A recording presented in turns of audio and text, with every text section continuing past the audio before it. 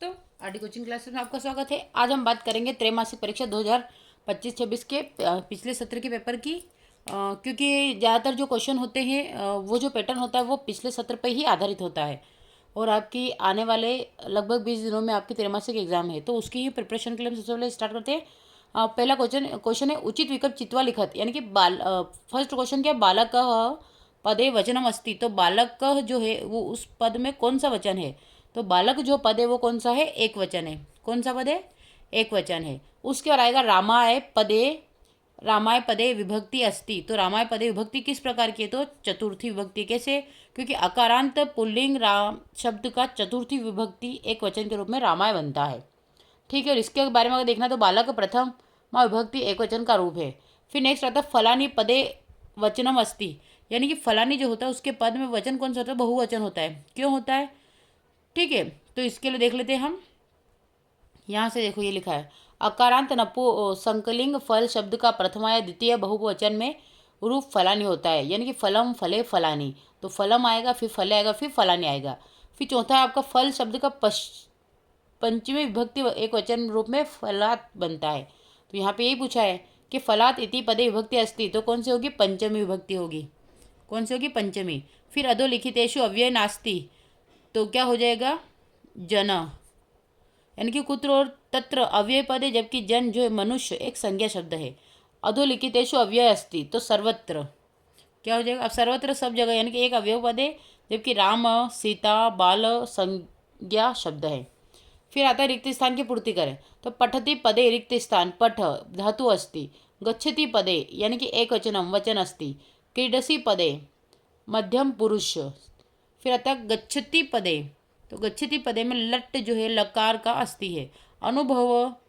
अनुभवामी अत्र, इसमें अनु उपसर्ग अस्ति।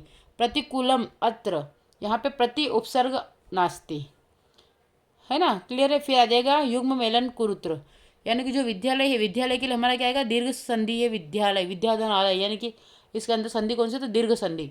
महोदय की बात करें, जो महोदय होता है उसमें गुण संधि होती है, क्योंकि वो आप किसी की गुण बता रहे हैं, विशेषता बता रहे हैं। फिर नमस्ते, तो नमस्ते आप किसी, तो ये आ जाएगा आपका विसर्ग संधि। फिर पितरों के लिए द्वंद्व समास। यथाशक्ति यानी शक्ति के अनुसार, तो ये आ जाएगा आपका यथाशक्ति अव्ययी भाव समास। और नवरात्रम, तो नवरात्रम जो होगा ये आपका द्विगु समास होगा, क्योंकि उसमें संख्या, जिसमें संख्या वाचक जो होगा वो द्विगु होगा। फिर आएगा एक पदे उत्तर लिखत, तो दृष्टवा इत्यस्मिन क प्रत्यय, तो तवा, तवा क्या है, कतवा, आधा नहीं, क अपने बोलना नहीं, कत्वा। फिर तुमुन प्रत्ययन एकम पद लिखत, तो पठितुम, तुम बोला ना तुमुन, तो पठितुम। आदाय पदे क प्रत्यय अस्ति, तो ल्यप, आदाय पदे क प्रत्यय, तो आदाय जो होता है यह, तो ल्यप होगा, ल्यप होगा। फिर कवि का संबोधयति, तो वाणी। स्वर्ण काक कान अखादत तंडुलान। कुत्र दरिद्रता न भवती, तो वचने। ठीक है, फिर नेक्स्ट क्वेश्चन है शुद्ध समेक्षण शुद्ध समुझे आम इति लिखत, तो स्वर्ण काक इत्यत्र काक विशेष्य पदम अस्ति, आम यानी कि सत्य है। फिर नेक्स्ट है इसी में खिंत बालः इत्यत्र खिंत विशेषण अस्ति, तो आम यानी कि सत्य है। सरस्वती इत्यस्य पर्यायवाणी नास्ति, न, गलत है। पवन इत्यस्य पदस्य पर्याय समीर अस्ति, आम। प्राचीनतम शब्दस्य विलोम नवीनतम अस्ति, आम। नीरज शब्दस्य विलोम शब्द सरस अस्ति, सत्य, क्योंकि नीरज जो होता है यानी जिसकी काम में इच्छा नहीं हो, और सरस मतलब कि आसान। नीरज का मतलब ना इच्छा के विरुद्ध काम किया जाना, और सरस मतलब कि इच्छा के साथ काम किया जाना। तो ये सत्य असत्य पूछा था, हमने ये बता दिया है। और यहाँ पे भी कुछ क्वेश्चन आंसर है, तो इसको देख लीजिएगा। उसके बाद बाकी का पेपर जो भी रहेगा वो मैं आपको कल लिख के लेक्चर यानी कि सेकेंड पार्ट में करवा दूंगी। तो अभी क्वेश्चन है कवि वाणी की कथयति, तो कवि वाणी नवीना वीणा निदा दीतु कथयति, वीणाम का वाद्यति। तो क्वेश्चन क्या है कि वीणाम का, तो वीणा वाणी वाद्यति यानी कि सरस्वती बजाते हैं। फिर आ गया काक की दृश्य आसित, काक की दृश्य आसित, तो यहाँ पे क्या लिखा है इसका आंसर कि काक स्वर्ण पक्ष रजत चंचु च आसित, स्वर्ण काक आसित। ठीक है, और इसी के अथवा में क्या है, बालिका तंडुलान खगेम रक्षति। ठीक है, यहाँ पे लिखा ना कि व्रंतम केन संरक्षते तंडुलान, बालक कद क्रीडितुम अगच्छत, यानी कि कब खेलने जाते हैं। तो जंतव प्रिय वाक्य प्रदानेन तुष्यन्ति। फिर आता है नेक्स्ट है वृंत केंद्र।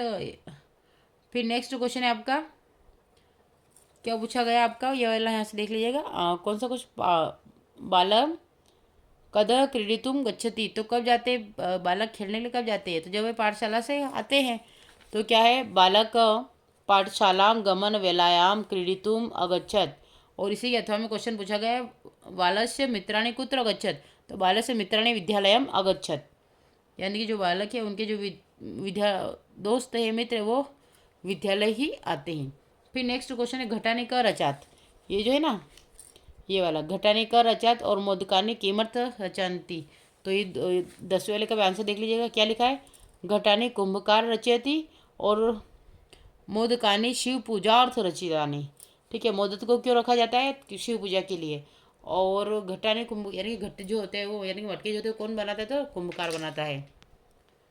अब इसके आगे का जो भी क्वेश्चन आंसर रहेंगे वो हम नेक्स्ट लेक्चर में करेंगे। और अन्य सब्जेक्ट के लिए भी आपको अलग अलग से प्ले लिस्ट अवेलेबल करवा रखी है, तो आप हर सब्जेक्ट के लिए प्ले लिस्ट में जाकर देख सकते हैं आपकी क्लास की प्ले लिस्ट में। थैंक यू फॉर वॉचिंग, और अगर अच्छा लगे तो सब्सक्राइब जरूर करें।